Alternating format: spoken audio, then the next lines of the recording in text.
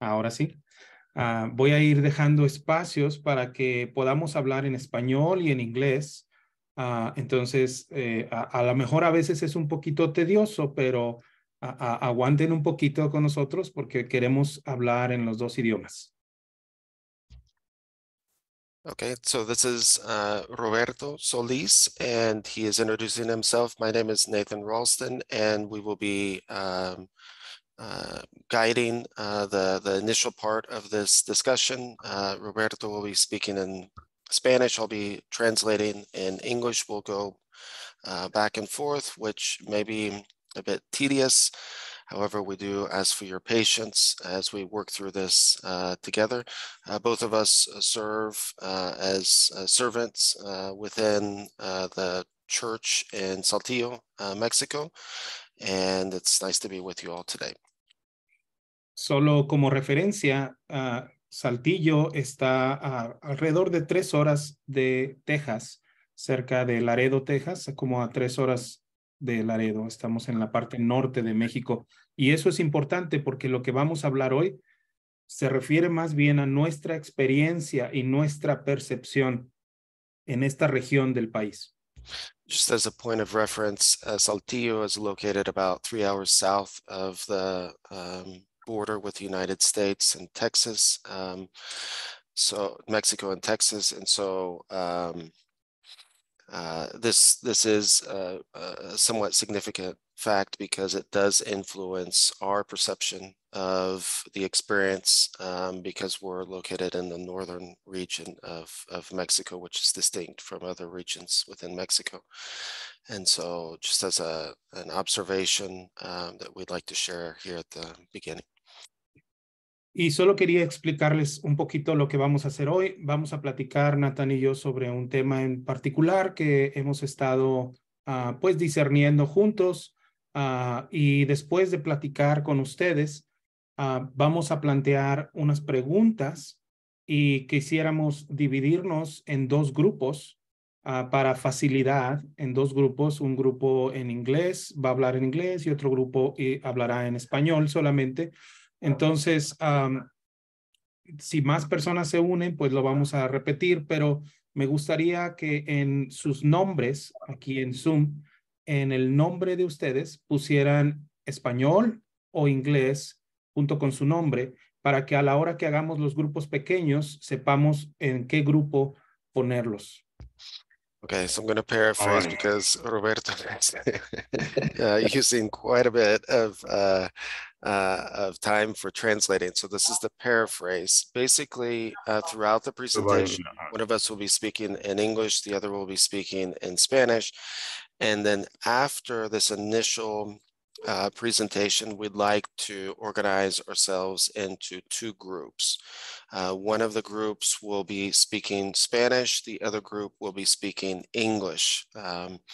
And so what we would like for everyone to do now, if possible, is to modify the name that you have and to identify whether your primary language is English or whether your primary language is Spanish, in order to help us when we get to the breakout room time to organize who will be able to do the small group conversation in the breakout rooms in English and who will do the small group breakout times in the Spanish language. Muy bien. Muchas gracias. Entonces, la plática que tendremos hoy inicia mucho tiempo atrás. Quisiéramos dar un poquito de historia. Y esto empezó en 1517. La conquista de México ocurrió entre 1517 y 1521 y inició con la llegada de los primeros españoles a las costas de los pueblos mayas y continuó hasta que cayó Tenochtitlán a manos de Hernán Cortés y sus aliados. Okay, so the talk that we'd like to share today began a long time ago, many years ago, and it begins with the conquest of Mexico, which occurred between the years 1517 and 1521. It began with the arrival of the first Spaniards on the coast of the Mayan towns.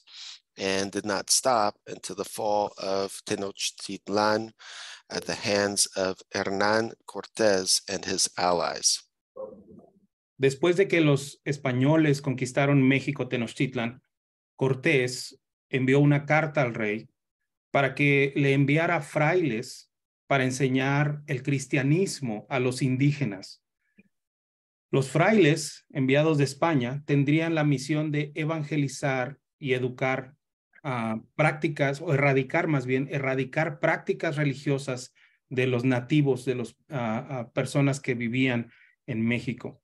Los frailes franciscanos comenzaron su labor de evangelización según los registros históricos en 1524. So after the Spanish conquered Mexico, Tenochtitlan, Cortés asked the king of Spain to send friars to teach Christianity to the indigenous people. The friars would have the mission of evangelizing and eradicating pre-Hispanic religious practices. The Franciscan friars began their work of evangelism in 1524. Los españoles destruyeron e inutilizaron los templos, los cultos, destruyeron los libros, erradicaron las doctrinas de las antiguas religiones mesoamericanas. The Spanish destroyed and rendered useless the temples, the religious practices and ceremonies, the books and the doctrines of the ancient Mesoamerican religions. Inhabilitaron de esa manera las antiguas deidades que regían la vida ritual y política de los estados mesoamericanos y que definían su historia y su identidad, su fuerza, la fertilidad del maíz, como ellos lo consideraban, hasta el poderío de sus ejércitos. So in this way, they sought to basically put out of action or render powerless the ancient deities that governed the ritual and political life of the Mesoamerican states that defined their history, their identity, and their strength, from the fertility of their maíz to the strength of their armories. Desde el principio, la evangelización fue clave para el plan español de expandir y someter. Los líderes católicos consideraban que la violencia ejercida por los conquistadores era necesaria para hacerles llegar la Biblia a los pueblos originarios, y seguían esta lógica. Les decían a los nativos: venimos a darles la salvación y a cambio ustedes deben trabajar para nosotros.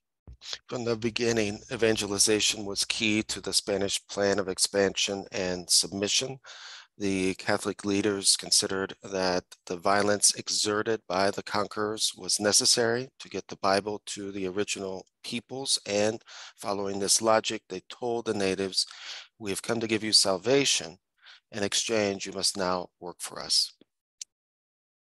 Y durante este tiempo, los frailes se dedicaron a construir iglesias en las ciudades más pobladas, y todo esto lo hicieron con mano de obra indígena. Muy frecuentemente estos centros de conversión, estas iglesias, las construían y las instalaban sobre las ruinas de los antiguos templos indígenas. De esa manera, los terrenos donde estaban las iglesias católicas eran vistos como tierra sagrada por los pueblos, y los frailes de esa manera eran vistos con buenos ojos por los indígenas. So during that time, the friars dedicated themselves to building churches in the most populated cities, all with indigenous labor. Very often, these conversion centers were installed on the ruins of the old indigenous temples. So the lands were seen as equally sacred for the peoples, and the friars were viewed very positively. This is the Plaza de las Tres Culturas in what was Tenochtitlan, Ciudad de México, Mexico City. Eso que vemos en la foto es la Plaza de las Tres Culturas. Quizá algunos la conozcan. está en el centro de la Ciudad de México, en la Ciudad de México, donde se puede ver el templo de Tenochtitlán, y encima de ellos construyeron estas iglesias. Poco a poco, la religión cristiana se fue estableciendo como la única y la única religión aceptada en este México conquistado.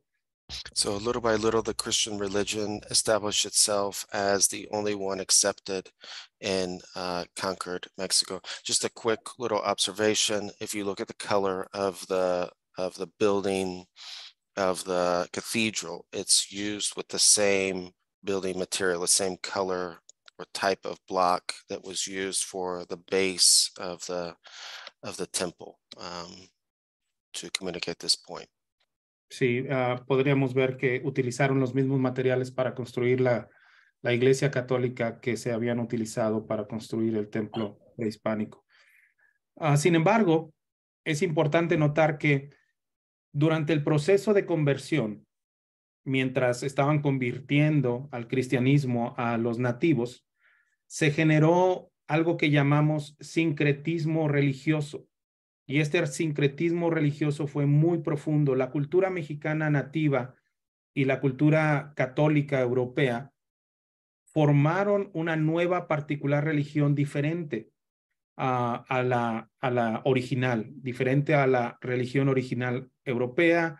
Formaron una religión nueva en la cual se incluyeron festividades, tradiciones, comida de muchas variedades en diferentes regiones y muchas costumbres extraídas del contexto prehispánico, pero que de alguna forma se unieron en este sincretismo más bien para crear este nuevo cristianismo católico mexicano.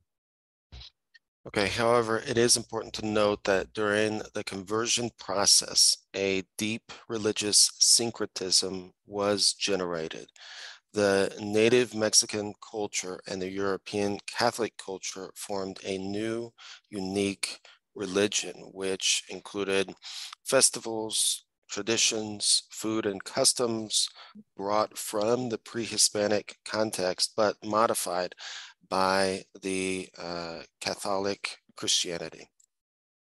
Y aquí tenemos un ejemplo muy local de nuestra ciudad en Saltillo, los matachines, que es un grupo de danzas prehispánicas que se establecieron aquí en Saltillo para honrar a los santos católicos y honrar a la Iglesia Católica. Entonces, este sincretismo lo podemos ver aquí representado en esta imagen. Esta es la catedral de nuestra ciudad aquí en Saltillo. So this is a new image of the cathedral here in Saltillo, and we can see an excellent example of this syncretism through the example of the matachines, who are the dancers. You can see them specially dressed and dancing in front of the Catholic cathedral here in Saltillo. Entonces, podríamos decir que esa es una breve, muy breve historia de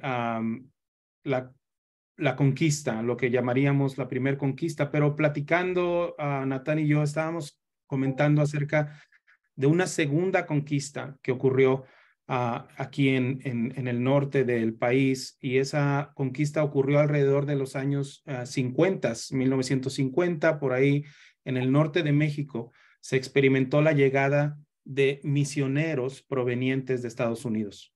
Okay, so this has been a very brief overview of some of the history of this first conquest that we're referring to. Obviously, it's very general, but it does introduce the concept of the first conquest. But there is still a second conquest that we would like to address. And so around the 1950s in the northern part of Mexico,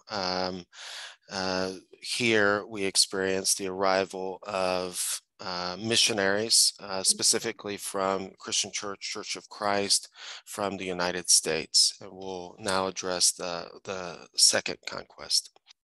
Diferentes familias de las iglesias de Cristo o iglesias cristianas cruzaron la frontera y se establecieron en las ciudades de Monterrey, Saltillo y Torreón, y también con soporte financiero de las iglesias de Estados Unidos, se estableció en la frontera entre Coahuila y Texas un colegio bíblico cristiano en la ciudad de Eagle Pass, Texas, para capacitar a ministros mexicanos que serían después enviados a todo el país como misioneros. So different families crossed the border and settled in the cities of Monterrey, Saltillo, and Torreón. Also with financial support from Christian Churches, Churches of Christ in the United States. The Christian Bible College was established in the border town of Eagle Pass, Piedras Negras, Eagle Pass on the border, to train Mexican ministers who would be sent throughout the country as missionaries themselves. El choque, porque ocurrió un choque, el choque cultural entre la población, que en su mayoría era católica, y los misioneros protestantes de Estados Unidos, generó violencia en muchos lugares. Los sacerdotes católicos en México promovían desde el púlpito el odio y la violencia contra los evangélicos, como los llamaban, llamándolos herejes y condenándolos incluso al infierno.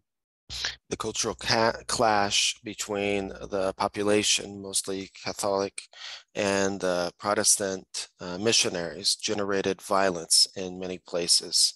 Catholic priests promoted hatred and violence against evangelicals from the pulpit, calling them heretics and condemned to hell.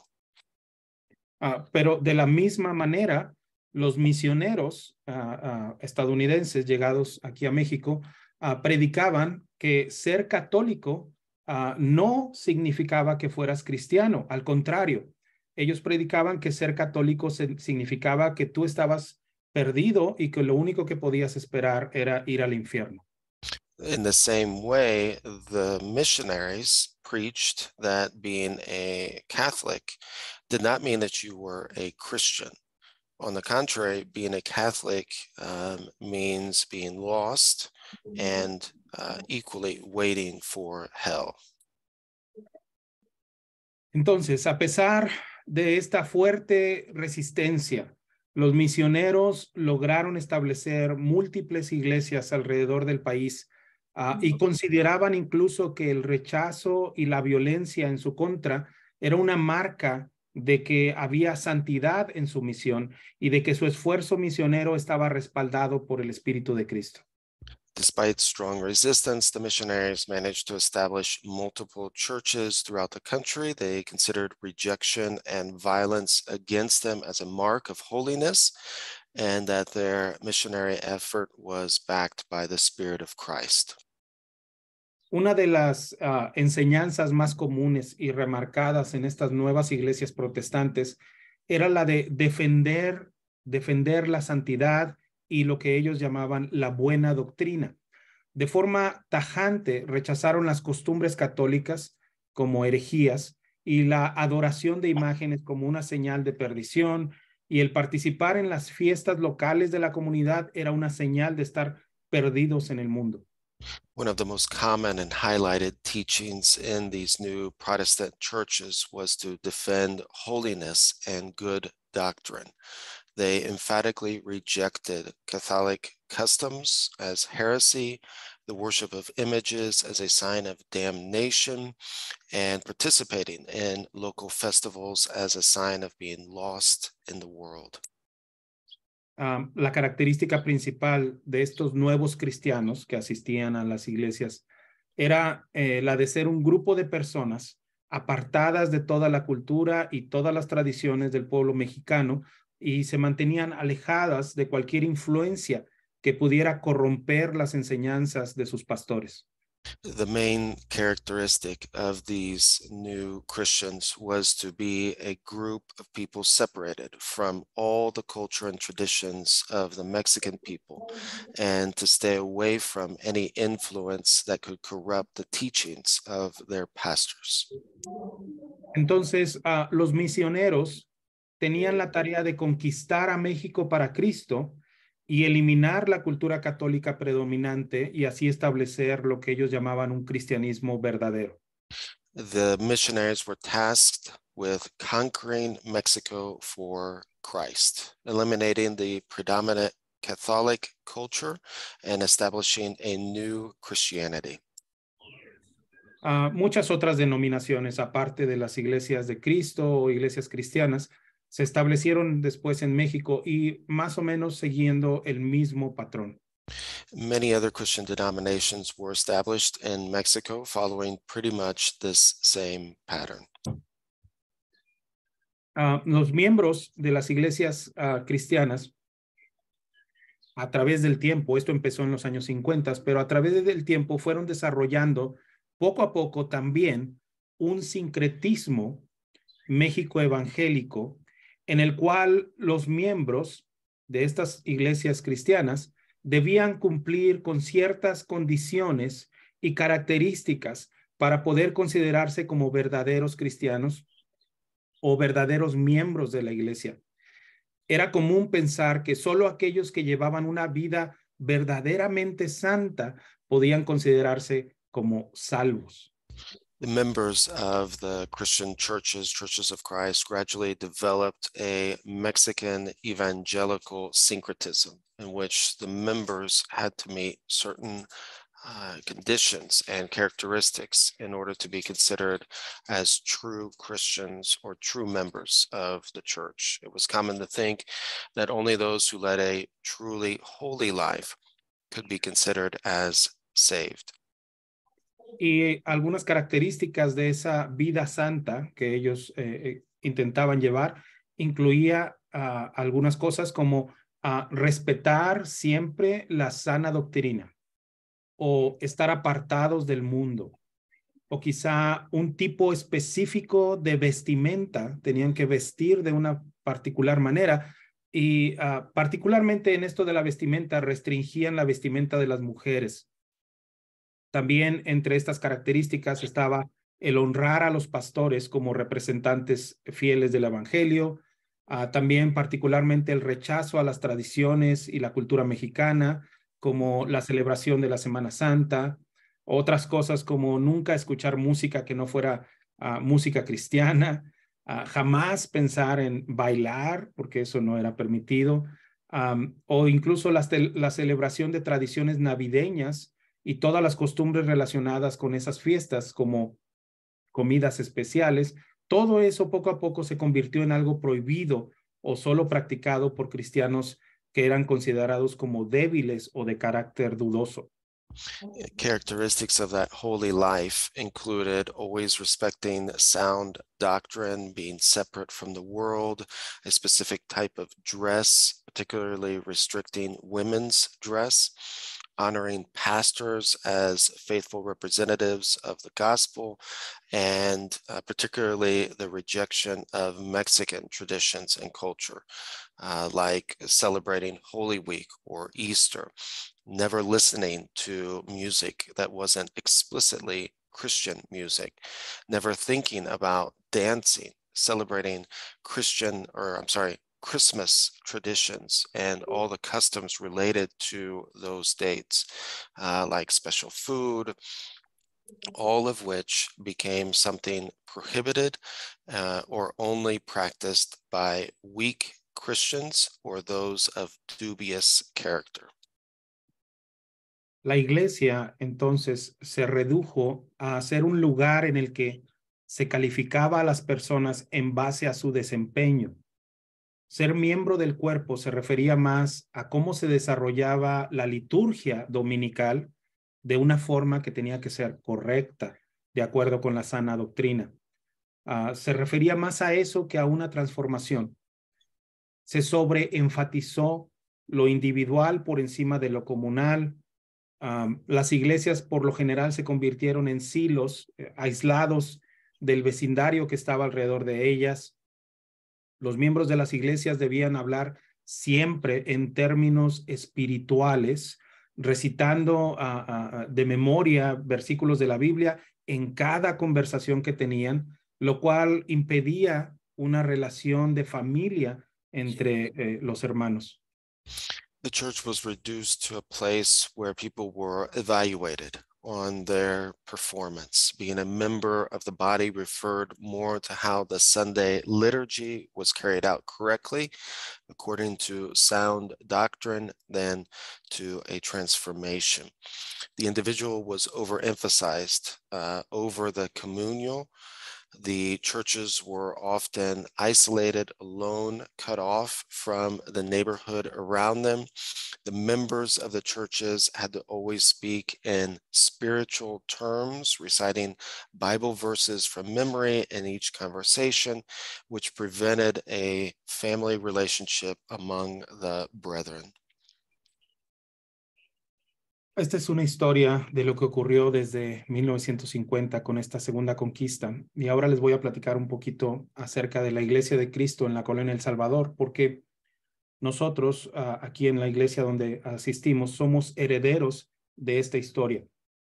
Somos el resultado de diferentes divisiones que han ocurrido en la iglesia y subdivisiones debido a desacuerdos que no tenían ningún sentido por cosas como el tipo de música que se toca los domingos o si las personas tenían permitido aplaudir en el servicio dominical o no.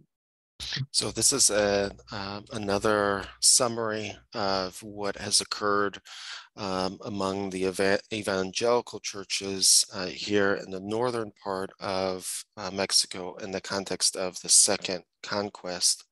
And the Church of Christ in the neighborhood El Salvador, the Savior, where we are members, is heir to all of this history. We are the result of different divisions and subdivisions due to meaningless disagreements about the type of music played on Sundays, or if people are allowed to applaud in the Sunday service or not. Algo que desapareció, que con el tiempo se fue evaporando, fue la unidad interna entre la familia de la iglesia y la unidad externa con nuestra comunidad o con otras iglesias. Todo esto se fue relegando por mucho tiempo en la congregación. One of the things that had disappeared over time was the unity between the internal and the external experiences of life, which had been put aside or avoided for a long time in the congregation. So the relationship among family in Christ, but also the relationship among the family of Christ within the context of the local neighborhood. Pero recientemente fuimos sorprendidos por el Espíritu del Señor. En 2018, las hermanas, nuestras hermanas, las mujeres de diferentes congregaciones de la ciudad, comenzaron a trabajar unidas, sabiendo que no había unidad. Ellas comenzaron a participar en unidad entre las diferentes iglesias, organizando un evento regional en Saltillo. Los pastores de esas mismas congregaciones, de esas mismas iglesias, no habían tenido más que conflictos por años, pero nuestras hermanas empezaron a trabajar juntas. Y esta unidad, animada por las hermanas, nos ha traído a nosotros en la iglesia en El Salvador una nueva consideración de nuestra identidad, preguntándonos quiénes somos, nuestra relación unos con otros, nuestra relación entre las congregaciones locales y también lo que Dios desea de su iglesia en este contexto. ¿Cómo es que Dios desea que su iglesia se relacione con el vecindario alrededor de la iglesia? Recently, we were surprised by the Spirit of the Lord. In 2018, the sisters of our different congregations of the city began to work together, organizing a regional event in Saltillo. The pastors of the same congregations had had nothing but conflict for years. And this unity, encouraged by the sisters, has brought us to a new consideration of our identity, who we are, our relationship with one another among local congregations, and what God wants from God's church in this context. How does God want God's church to relate within the local neighborhood? También la pandemia nos llevó a reconsiderar preguntas básicas sobre el sentido de ser iglesia.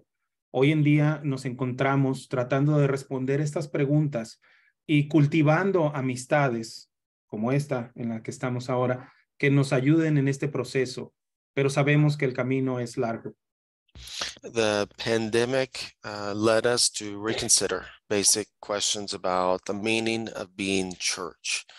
Today, we find ourselves trying to answer those questions and cultivating friendships to help us in the process. But we recognize that the road is long.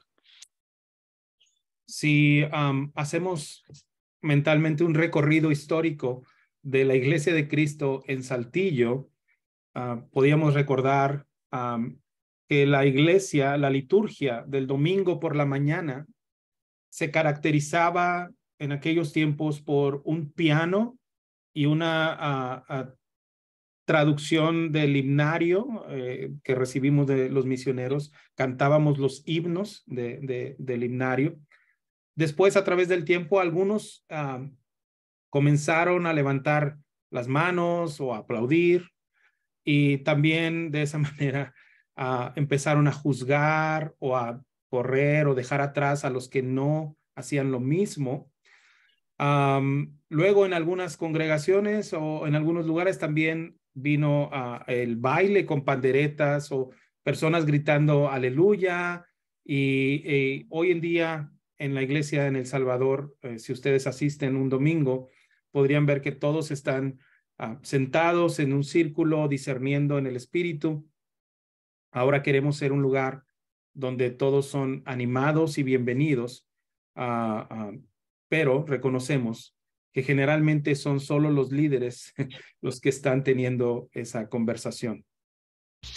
So if we take a historical tour of the Church of Christ in Saltillo, the Sunday morning liturgy was initially characterized by a piano and a Spanish translation of the hymnal.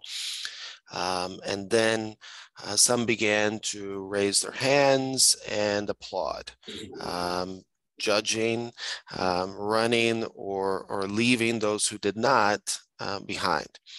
Then a little bit later came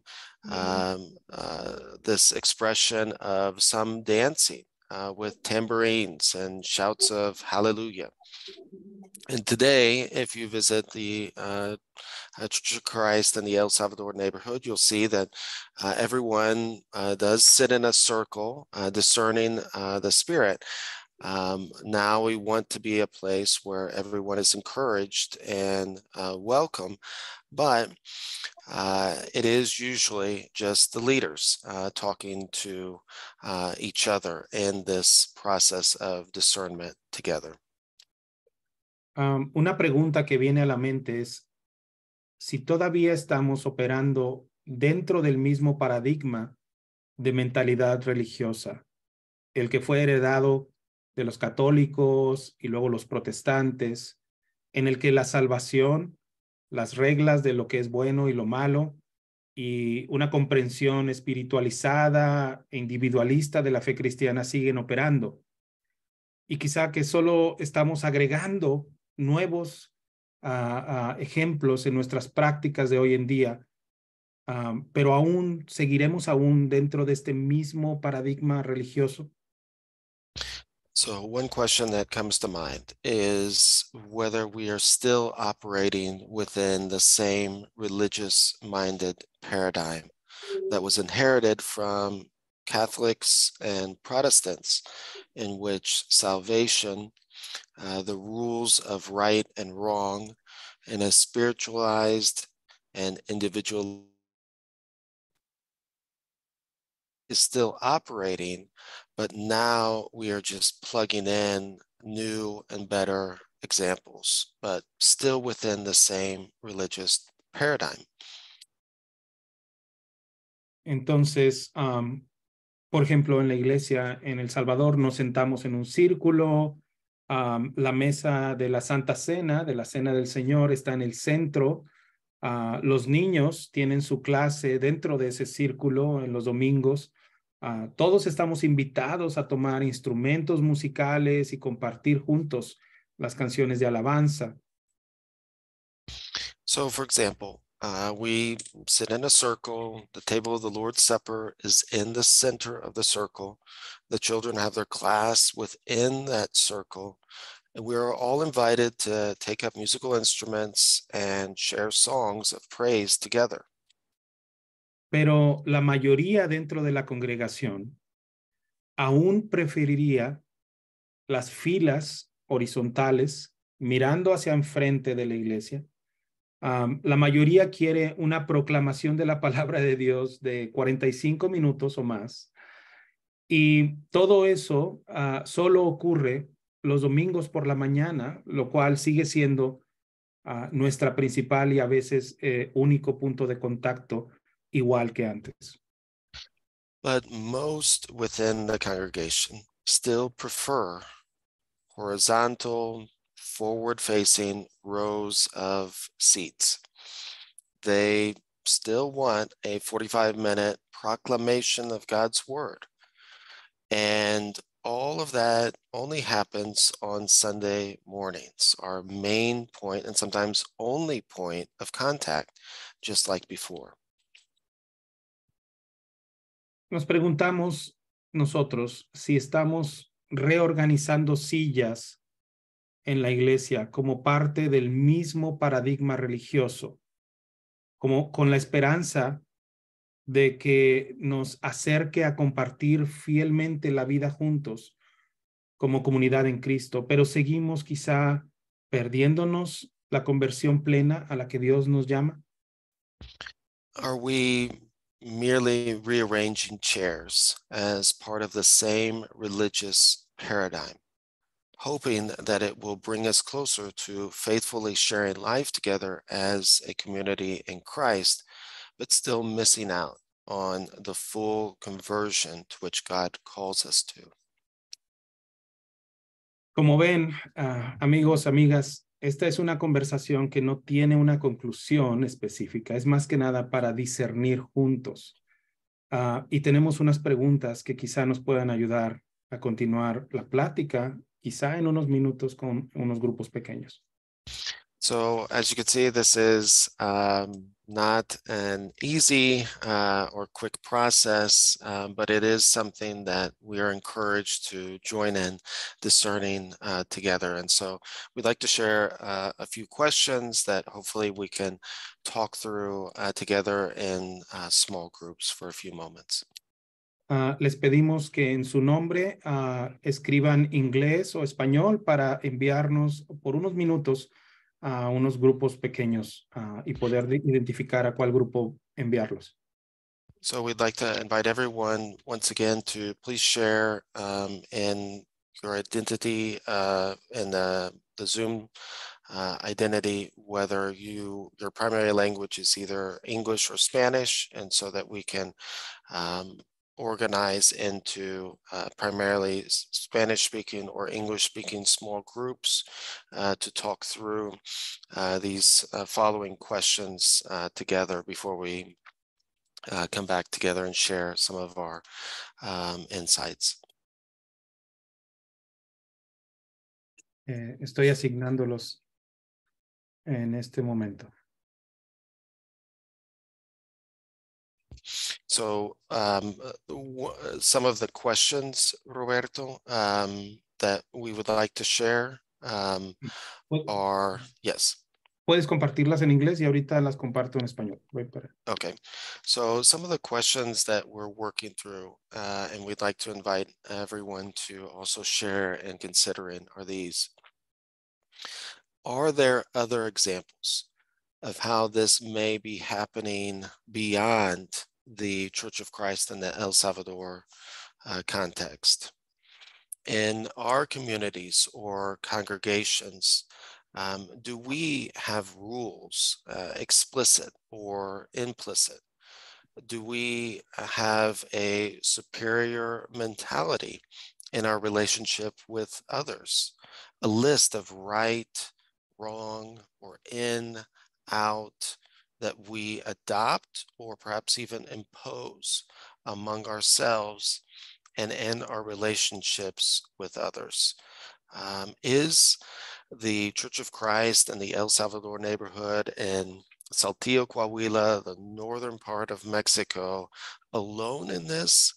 Or may there be others who share these types of questions within their own contexts? La pregunta en español es, ¿existen otros ejemplos de cómo esto puede estar ocurriendo más allá de la Iglesia de Cristo en El Salvador, en nuestras comunidades o en nuestras congregaciones? Quizá tenemos reglas que quizás pueden ser explícitas o implícitas. Tenemos quizá una mentalidad superior en relación con los demás, o quizá una lista de lo que es correcto, incorrecto, o dentro o fuera de la iglesia, lo que marca quién está dentro, quién está fuera, que quizá adoptamos o que quizá imponemos entre nosotros en relación con nosotros y con los demás. La pregunta es esa. ¿La Iglesia de Cristo en la Colonia El Salvador, aquí en Saltillo, será que está sola en eso? ¿O puede haber otros que compartan este tipo de preguntas dentro de sus propios contextos? Y en estos grupos vamos a platicar un poquito sobre estas preguntas. Voy a enviarnos ahora a los grupos pequeños y regresamos después a la plenaria. Okay, so now we're going to go to our small groups. We're going to talk through these questions together, and then we'll come back to the plenary and share some of our insights.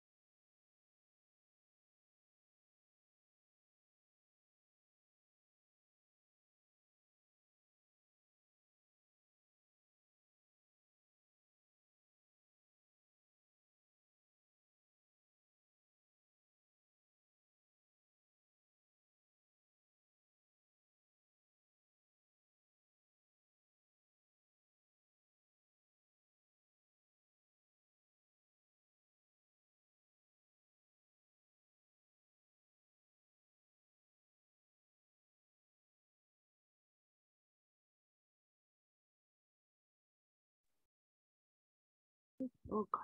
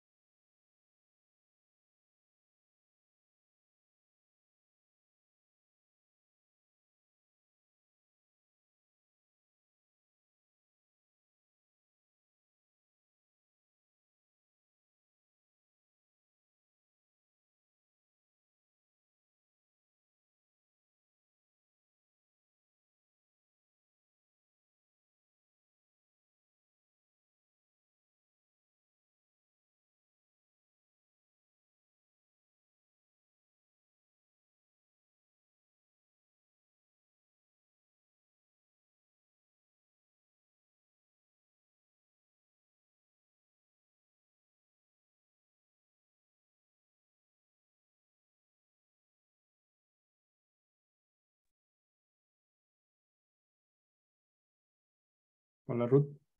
Voy a decirle a Natán que ya deben de salir.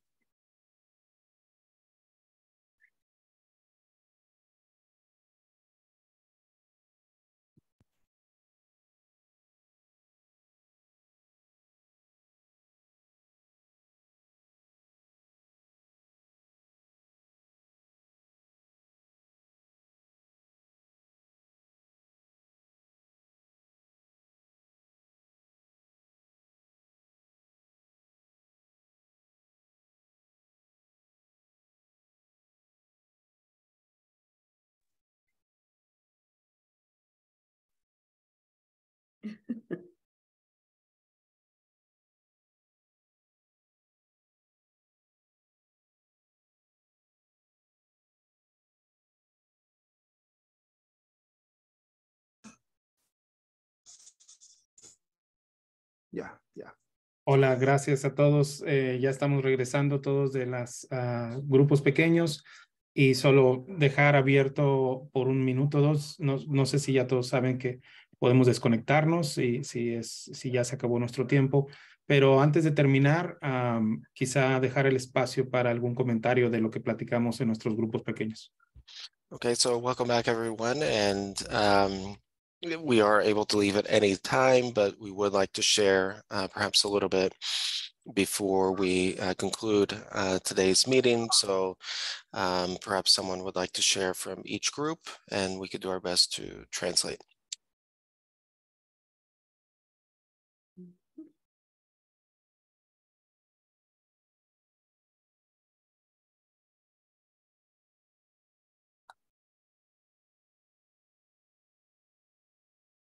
I can go ahead and start.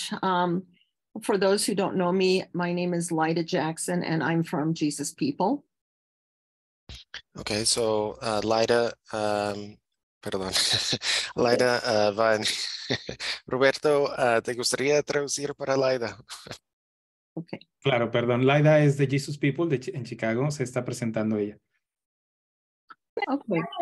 So in our group, it seemed that we focused on maybe some of the cultural differences that maybe even our own communities may have held on to that might have identified ourselves as a community, or maybe even how those have changed over time.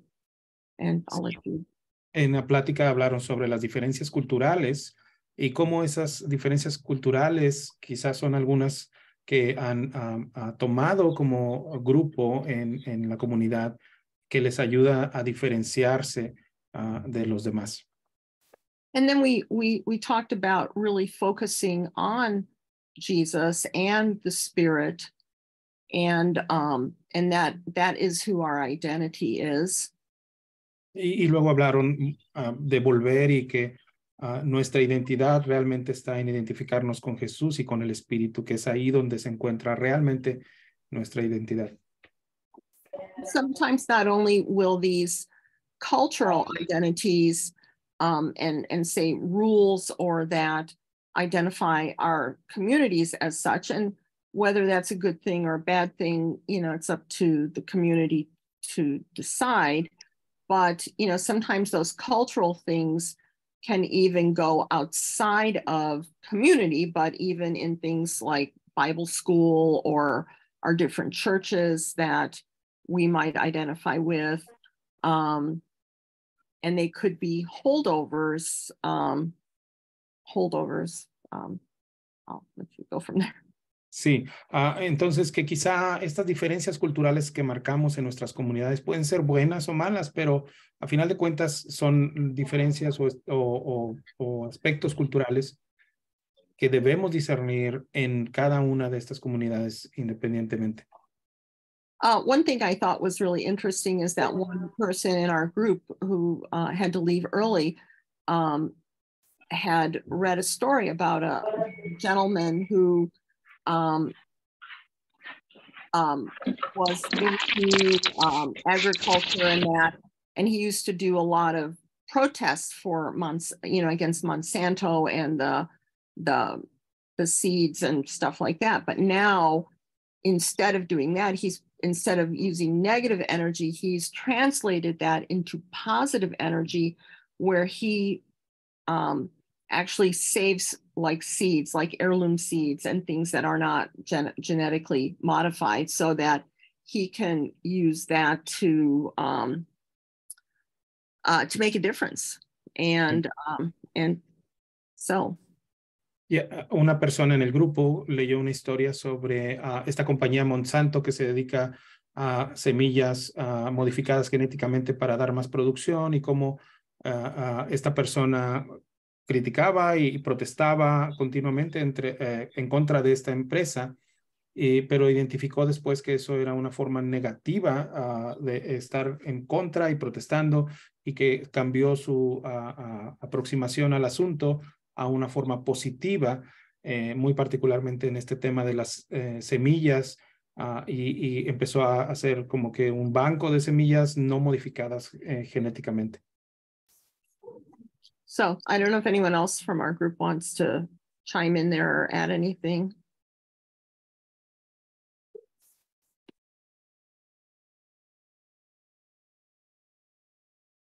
Muchas gracias, Aida.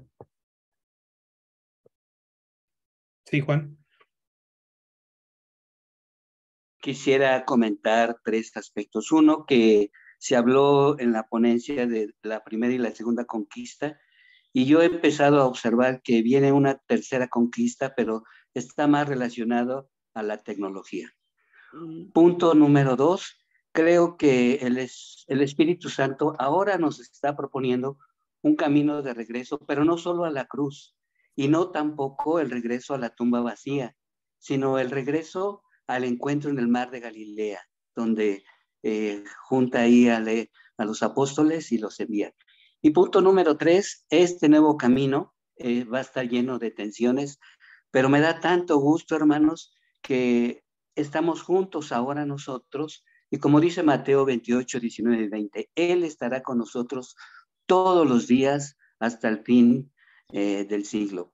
Tenemos que enseñar, pero enseñar lo que Él nos enseñó, no otra cosa. Y bautizarlos en el nombre del Padre, del Hijo y del Espíritu Santo. Gracias, hermanos. Gracias, mi hermano. Ahora el reto va a ser para Nathan traducir esto. So I did take notes, which is helpful. Hopefully I'll do justice to this summary. So 3 points. The first one is that there was an observation related to the first, the second conquest, but they shared that there's probably a third conquest, and they perceive it to be related to technology, which obviously is something very profound and worth exploring in more detail. The second main point is related to the Holy Spirit leading the way back. And so not to the cross, not to the empty tomb, but to the Sea of Galilee, together with the apostles, and to encounter the reigning Jesus there. And then the third point is that the good news is that we're all in this together. And so in the words of Matthew 28, 18 to 20, Christ is with us and will be with us till the end of the age. And so to take comfort in that and to continue forward, making disciples, baptizing them in the name of the Father, Son, and Holy Spirit. Amén. Qué bien, hermano. Muchas gracias. Ya estamos casi por terminar. No sé si hay algún comentario final. Seguimos en contacto a través de Nurturing Communities, también en el grupo que tenemos las comunidades en México. Si alguien desea unirse a ese grupo, que tenemos una reunión mensual en español, también estamos invitados todos. Adelante, hermano Luis. Sí, solamente para extender la invitación de nuestro grupo, se llaman vivencias comunitarias, que nos reunimos cada una vez al mes, pero estaba pensando que si gustan, en 8 días podemos tomar un cafecito a las 9 de la mañana, un cafecito con aroma a comunidad. A las 9 de la mañana, el próximo sábado, veo que personas se unieron y tal vez quieran hablar más sobre esto. Y claro, todos están invitados. Entonces, antes de que se cierre, extiendo la invitación. Gracias. Yo mandaré la información para la reunión. Excelente. Nathan, ¿quisieras, por favor, traducir un poquito de esto? Okay, so Roberto was initially bringing to a conclusion today's meeting, and then Luis Ray is sharing that he would also like to extend an invitation to all that perhaps next Saturday we could gather together and enjoy a nice cup of coffee and chat for a little bit on Saturday morning. Sí. He will be sending the link for that conversation and we can share with everybody. Agradecemos mucho su tiempo y cómo han estado participando todos. Agradecemos mucho la atención que han tenido y esta plática pues continúa. Muchísimas gracias a todos. So thank you to everyone for your attention, your patience. We've gone over a little bit, but it has certainly been a time of great blessing to see and share together. And hopefully we'll see one another again soon. Muchas gracias. Hasta el café. Yes. La paz. Gracias por la invitación. Peace of Christ. Gracias. Gracias. Gracias. Gracias, hermano.